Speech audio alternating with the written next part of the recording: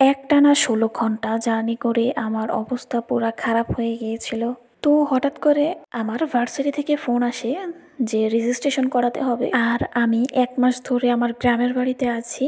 তো এখান থেকে যাওয়াটা অনেক টাফ হয়ে যায় আমার জন্য। পরে কি আর করব, কোনো উপায় না পেয়ে রওনা দিলাম ভোর ৫টার দিকে ৬টার লঞ্চ ধরার জন্য। একটু আগে রওনা দিয়েছিলাম কারণ আমার ঢাকা গিয়ে আবার ব্যাক করতে হবে চাঁদপুরে। যেহেতু আমার ফুল ফ্যামিলি এখন চাঁদপুরে আছে, তাই গাজীপুর গিয়েও কোনো কাজ নেই আমার। লঞ্চের মধ্যে কোনো রকম বসেছিলাম আমি, আন্টি আর আমার ছোট ভাই।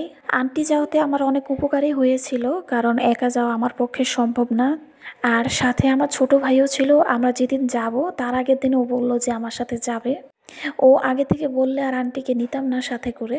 আমার অবস্থা তো পুরাই খারাপ। আগের দিন রাতে ঠিকমতো ঘুম হয়নি, তারপরে এত তাড়াতাড়ি রওনা দিয়েছি। হিজাবটাও ঠিকমতো বাঁধতে পারিনি, কোনো রকম তাড়াহুড়া করে বেঁধে চলে আসলাম। আমার এত ঘুম পাচ্ছিল, আমি চোখটাও ঠিকমতো মেলতে পারতেছিলাম না। আর লঞ্চে এরকম ঢালা বিছানায় ঘুমানোও যায় না ঠিকমতো। পরে ভাবলাম যে একটু ছাদে উঠি, কিন্তু ছাদে ইঞ্জিনের এত আওয়াজ হচ্ছিল, বেশিক্ষণ দাঁড়াতে পারলাম না। অল্প একটু ভিডিও করে চলে আসলাম নিচে আবার। ওই দিন বৃষ্টির জন্য নদীতে পানি অনেক বেশি ছিল। আমি আবার ভয় পাচ্ছিলাম অনেক, কারণ লাস্ট লঞ্চ জার্নিটা আমার একটু ভালো হয়নি। এই জন্য প্রত্যেকবার লঞ্চে করে যেতে একটা আতঙ্কের মধ্যে থাকি।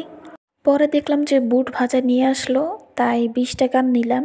আর ২০ টাকা হিসাবে কোয়ান্টিটি ভালোই ছিল, খেতেও মজা ছিল অনেক। লঞ্চে একমাত্র এই খাবারই আমার ভালো লাগে, এই ছাড়া কোনো কিছু আহামরি ভালো লাগে না তেমন। খেটে জানালার পাশে একটু দাঁড়িয়েছিলাম, ভালোই বাতাস আসতেছিল। আমার কাছে লঞ্চ জার্নি ভালোই লাগে, কারণ আমি বাসে বা গাড়িতে ঠিকমতো চড়তে পারি না। জানালার পাশে অনেকক্ষণ দাঁড়িয়ে বাতাসটা উপভোগ করতেছিলাম। এমন সময় দেখি যে সদরঘাট চলে এসেছে। লঞ্চ ছেড়েছিল ৫টা ৫০-এর দিকে, আর সদরঘাট এসে পৌঁছালো ৯:৩০-টার দিকে। আমরা সব গুছিয়ে জানালার পাশে দাঁড়িয়েছিলাম, আর মানুষ এক এক করে সব দেখলাম যে নিচে নেমে গেল। আমরা সব সময় ভিড়টা কমলে তারপর বের হই। ভিড়ের মধ্যে অনেক সময় চুরি হওয়ার সম্ভাবনা থাকে, তাই একটু দেরি করেই বের হয় ভালো। লঞ্চ থেকে নেমে সিএনজি করে ডিরেক্ট চলে গেলাম ভার্সিটির কাছে। আর ওই দিন রাস্তায় অনেক জ্যাম ছিল। সপ্তাহের শুরুর দিকে গিয়েছিলাম, তাই হয়তো এত জ্যাম ছিল। ভার্সিটিতে পৌঁছাতে পৌঁছাতে প্রায় ১২টা বাজছিল, আর কাজটা শেষ করতে প্রায় ৩:৩০টার মতো বাজছে।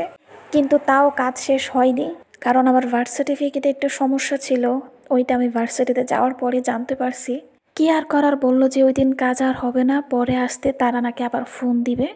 পরে সিএনজি করে আবার সদরঘাট চলে গেলাম। যাওয়ার সময় যেমন জ্যাম ছিল, আসার সময় ঠিক তেমনই। ওই দিন অনেক প্যারার মধ্যে ছিলাম আমি।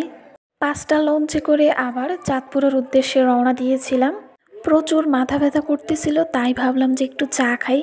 কিন্তু এই চা যে এত জঘন্য হবে তা আমি কল্পনা করতে পারিনি। কি আর করার, টাকা দিয়ে কিনেছি যেহেতু, তাই খেতে তো হবে। চাটা খাওয়ার পরে ভাবলাম একটু চানাচুর ভাজা খাই। এটা মোটামুটি ছিল। লঞ্চের কোনো খাবারই তেমন একটা ভালো না, যা বুঝলাম। তো আজকের মতো ভিডিওটা ছিল এই পর্যন্তই। এরপরে ভিডিও করার মতো এনার্জি ছিল না আমার। জানি না কি ভিডিও করেছি, আশা করছি সবার ভালো লাগবে। তো সবাই ভালো থাকবেন, সুস্থ থাকবেন। আল্লাহ হাফেজ।